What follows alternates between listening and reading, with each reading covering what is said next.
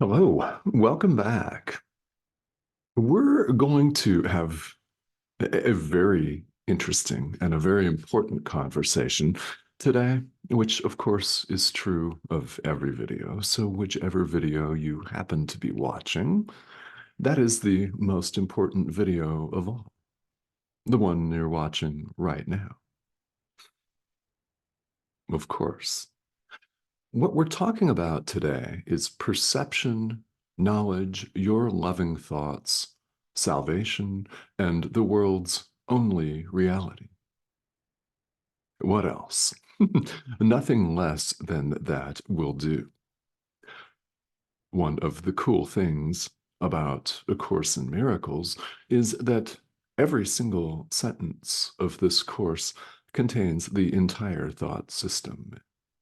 Every single would be separate, parsed out component part contains the whole, all of it, which literally does mean, and we'll just take the text of A Course in Miracles as an example, because that's what we're going through here, and including this conversation today.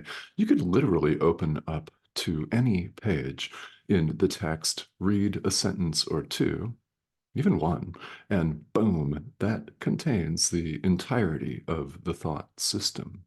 And when you open to that random sentence, it is exactly the sentence you were meant to read.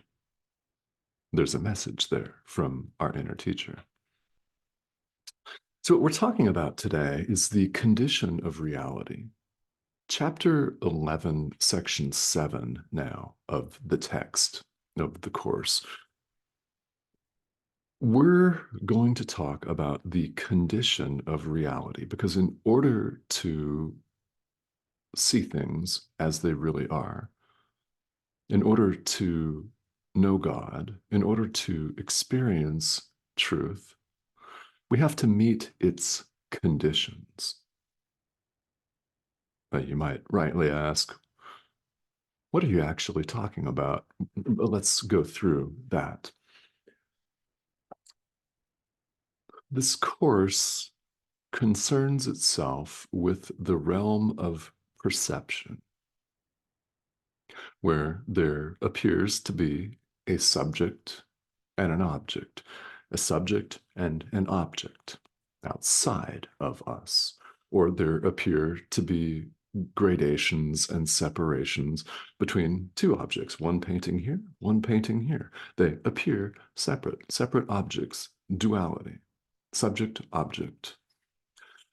That is the illusion, the only illusion, the illusion of separation. So there appear to be more paintings than just two in this world. There are only two in your screen at the moment, but of course, there appear to be many, many more. There appear to be 8 billion of these, and counting after all. What we see here is a world of multiplicity. And we're told and being led to accepting that there is a world of oneness rather than multiplicity, and that the world of multiplicity is an illusion. It is a dream. It's not how things really are.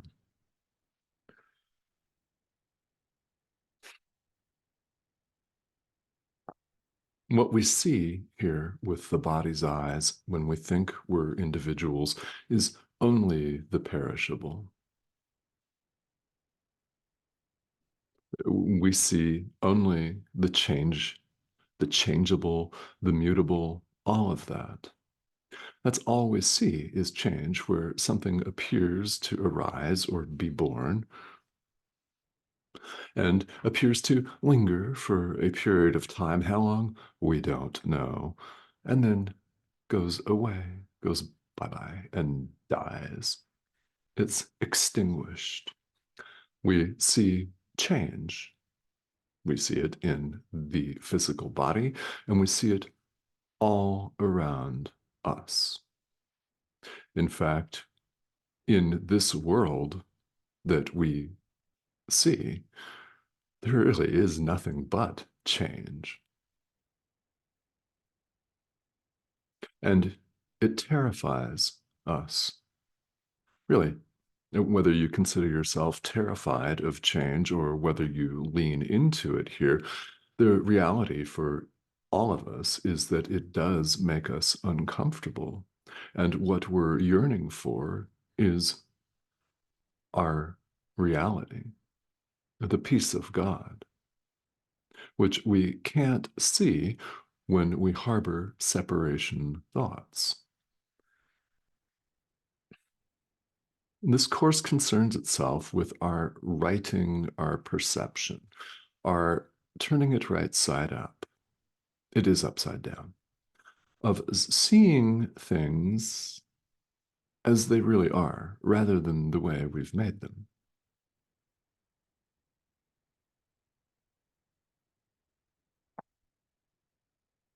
Before we know God, we must perceive truly. I mean, this is the condition for knowledge. And true perception is a perception in which opposites don't exist. In other words, there is no separation of any kind.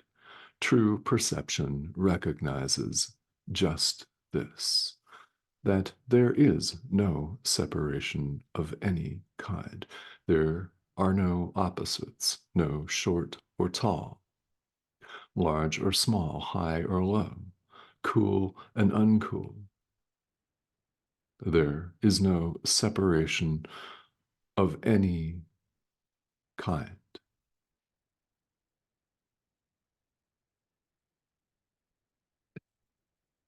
So, some key points to understand here as we're being led, as we allow ourselves to be led by our inner teacher to perceive truly.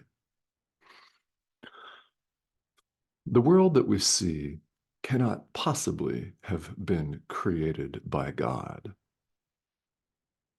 Not even, because all we see is death and destruction and change.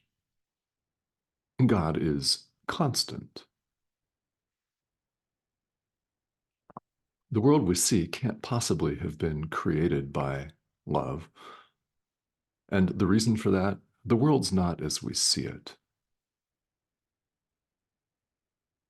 The world is not as we see it, as we run around one of 8 billion things that we refer to as human beings. The world is not as we see it. Things aren't as they seem. They really are not as they seem. And we all know this deep down, or we would not be on the spiritual path. You do deep down know this. Now, whether you choose to allow this thought to permeate your mind is up to you. I mean, it is. That's a choice. We're welcome to deny all of this as much as we want to. And we have, or we wouldn't appear to be here as one of these little devices. Oh, yeah, that's just the way things appear to be here.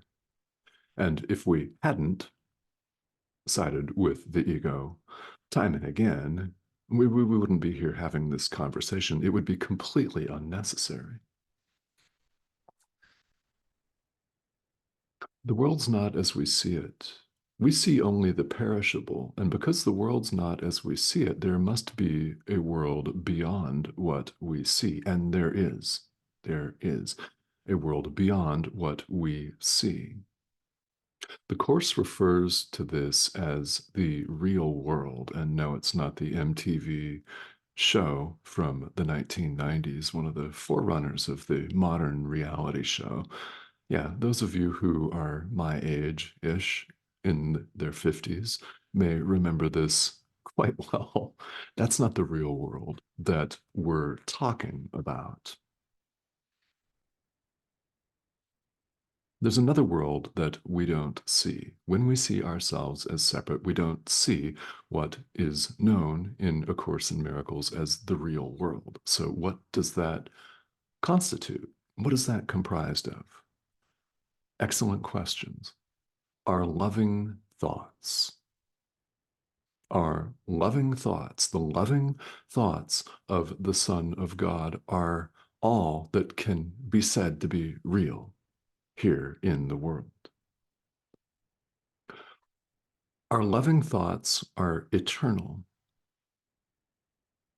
Now, there's still perception because we say, I love you, right? An object, subject, I love you, object.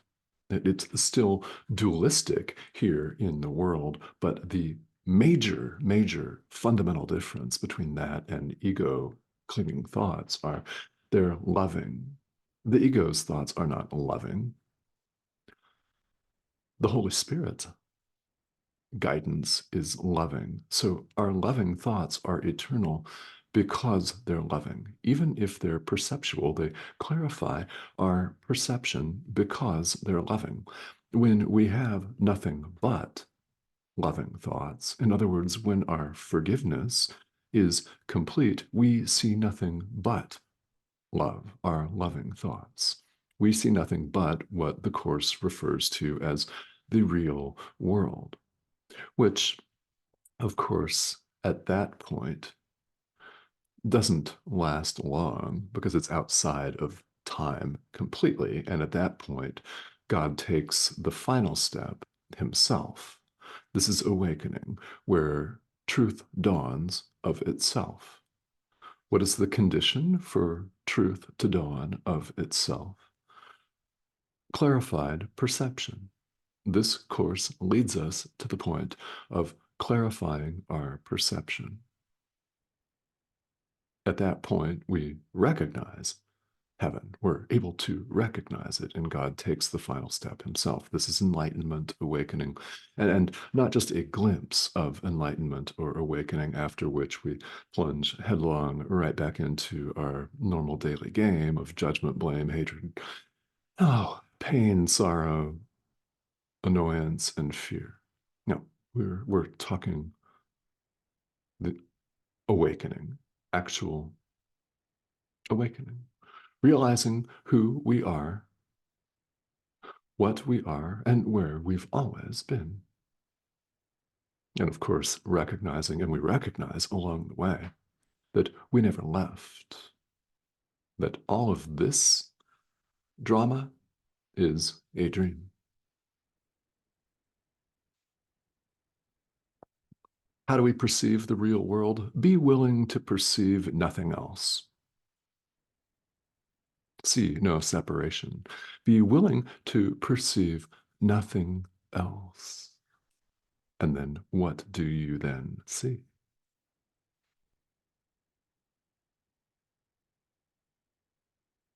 We are able, we are able to see this world that is called the real world by being willing to see nothing else. One of the major ideas in A Course in Miracles is the statement, I want the peace of God. We're invited to acknowledge and accept that this is indeed all that we want and all that we've ever wanted. How can we be so sure? Well, you're interested in spirituality. Why is that? It's because you want the peace of God. That's why I'm interested in spirituality. It's why any of us is interested in this. We want deep down the peace of God. We've heard the call of our inner teacher to awaken. And you know what? You've answered it. You're on what we refer to here as the path. And no doubt you've recognized that once you're on it, there's no going back. Because why would you go back to thinking that abject pain and suffering and fear is real, hardcore, real 24/7, 365? Yeah, right. we begin to recognize along the way that we really do want the peace of God. So along comes this self-study curriculum that you're interested in and studying. Or if you're not, you're certainly interested in it, because that's what this video series is all about, nothing else.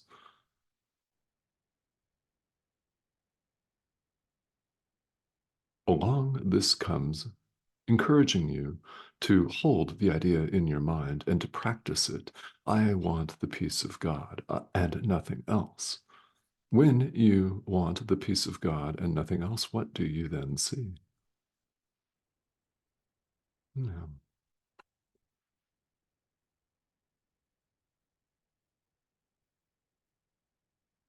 So the world that we see where we feel this, because it feels like I'm slapping myself on the cheek, and all of this looks real. I mean, that looks like a rug. These look like paintings behind me.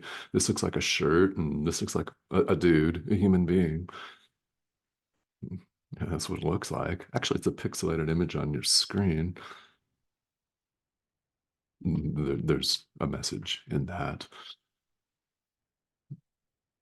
All of this that we see, this world that we see with the body's eyes and we feel with our sensory organs, and that we appear to inhabit and walk through and sometimes dominate and other times be the abject victim of in an alternation that exhausts us. Can you relate? This world that we see is, in fact, a dream. These are beliefs that we have placed between ourselves and God. We think we're separate. These things that we see and experience here on this spinning ball of rock, including the spinning ball of rock itself, is a belief that we're separate. It is a separation idea and a separation symbol. All of this that we see is our belief that we're separate from God. And therefore, of course, we see ourselves as separate from one another, and so on and so on. Entertain if you've never entertained before, and I know that you have actually entertained the idea that there is no separation of any kind. There never has been, and there never will be. In fact, time and space are separation ideas too, aren't they?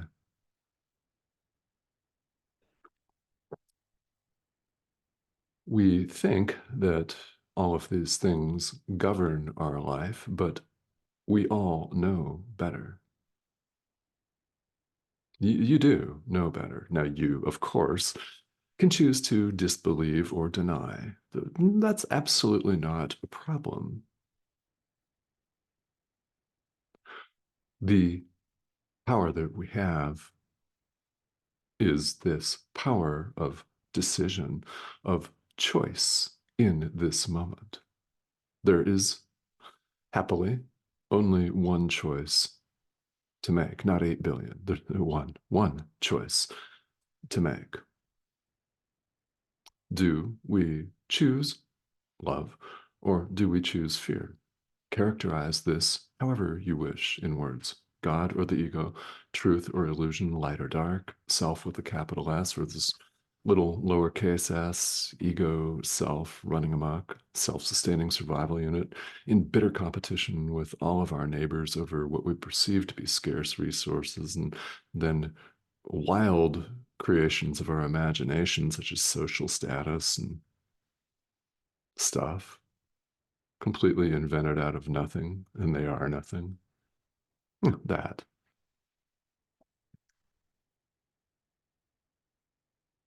Even though we appear to see all of this chaos, truth is not absent here. Truth simply is. So it's not absent in this dream of ours. It's simply obscure. We're having trouble seeing it. However, You're here, so you've seen some of it. You have caught, however fleeting or however infrequently, a glimpse of light, haven't you? Yes, you have. No going back, right? So, because you've seen this, you're invited to clear some more of the cobwebs, in a manner of speaking, to lift the veil, to walk through a bank of fog. These are all simple learning analogies for us.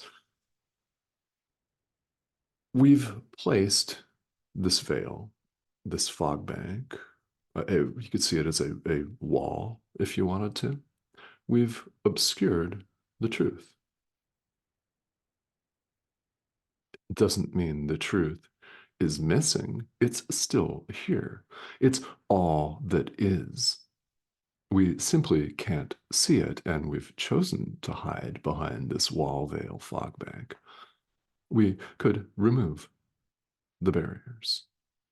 Every time we extend love to the Son of God, it is a loving thought that is eternal because it is loving. It is the only thing that is anywhere remotely close to real in this world. Our loving thoughts. The real world are loving thoughts. When we have only loving thoughts, in other words, when we forgive and forgive completely, we see this real world. And then truth dawns of itself. That is the end of perception. It is knowledge. We simply know God.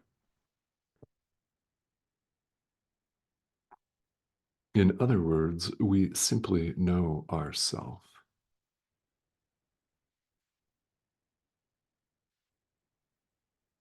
So, for those of you who may be just joining us, welcome. I hope that you're up for some real in depth conversation because you deserve nothing less than that. So, I invite you to stick around. If you have not subscribed, I'd love to have you join us. This arrow in the corner of your screen over here is the prompt to do that. When you click or hover over that, you'll be prompted to subscribe and join us. And please do so. We'd love to have you here. And thank you to all of you who have recently done this. So, my intent in offering these videos is to share the Holy Spirit with you. This is how I do it. You may be called to do it a completely different way. And that's very, very cool because there are people that only you will be able to reach with this message. Not everyone has to hold themselves out as a teacher, as I do. This is my own particular directive. I mean, you can call it a calling. It is that. It's also a directive. Turn on the camera and microphone and share with a global audience. That's what our inner teacher tells me to do. So that's what I'm doing. What does your inner teacher tell you to do?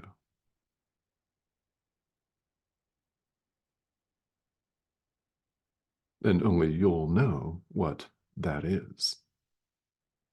Beauty of A Course in Miracles is that it is a self-study curriculum. Who's the teacher? The Holy Spirit, Jesus, our inner teacher, whom, by the way, you may call whatever you want. Names are just names.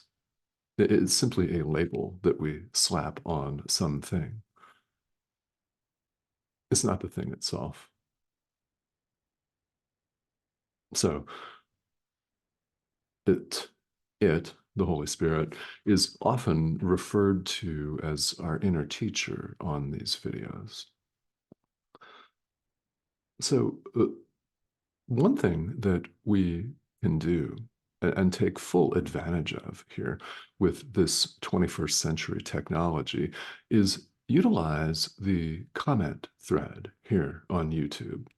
If you have particular questions, I'm here to serve as a guide, and I'm more than happy to answer or attempt to answer any questions that you may have on here.